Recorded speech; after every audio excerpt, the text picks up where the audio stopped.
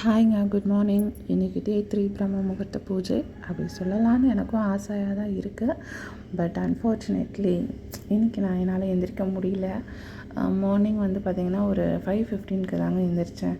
Because அதுக்கு reason நானே தான், வேறு யாருமே இல்லை. என்னென்னா 4:15க்கு முழிப்பு வந்தது. சரி, ஓகே, 4:15 தானே ஆகுது, இன்னும் கொஞ்சம் நேரம் தூங்குவோமே அப்படின்னு சொல்லிட்டு படுத்தேன். பார்த்திங்கன்னா 5:15 ஆகிடுச்சு. சரி, ஓகே, நம்ம இன்றைக்கி பிரேக் பண்ணிக்கலாமான்னு நினச்சேன். பட் ஓகே, வேணாம், நம்ம ஸ்டார்ட் பண்ணிட்டோம். 2 நாள் பிரேக் எடுத்ததுக்கே இவ்வளோ நாள் ஆகிடுச்சு, திரும்பவுமா அப்படின்ற மாதிரி. இல்லை, நம்ம எந்திரிச்சு எப்பயும் போலவே சாமி கும்பிட்லாம் அப்படின்னு சொல்லிட்டு எந்திரிச்சு அதுக்கப்புறம் ப்ரஷ் பண்ணிட்டு குளிச்சுட்டு சாமி கும்பிட்டேன். பட் அதுவுமே பார்த்திங்கன்னா ஒரு 5:35 40 பக்கம் ஆகிடுச்சு. அதனால் இதை நான் பிரம்ம முகூர்த்த பூஜையை கன்சிடர் பண்ணிக்கல.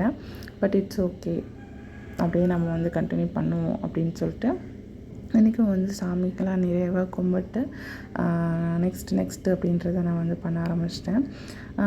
உங்களுக்கு பார்த்தா தெரியும், அது அப்படியே ஒரு மாதிரி சொர்க்கலோகம் மாதிரி இருக்குல்ல, சாம்பிராணி புகை வர்றது. காலையிலே செம்ம வைப்ரண்ட்டாக இருந்துச்சு அது பார்க்கும்போது. அதுக்கப்புறம் காக்காய்க்கு கத்திக்கிட்டே இருந்துச்சுங்க காலையிலேருந்து.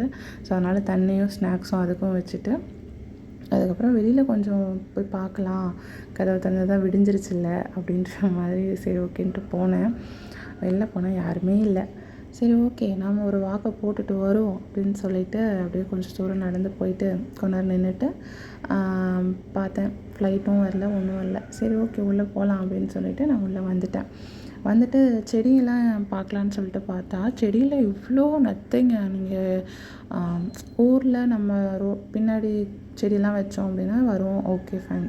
பட் இங்கே பாருங்கள், நான் ஒரே ஒரு 2 லிட்டர் வாட்டர் கேன் தான், அதில் ஹாஃப் மண் கொட்டி அதில் துளசி செடி வச்சுருக்கேன்.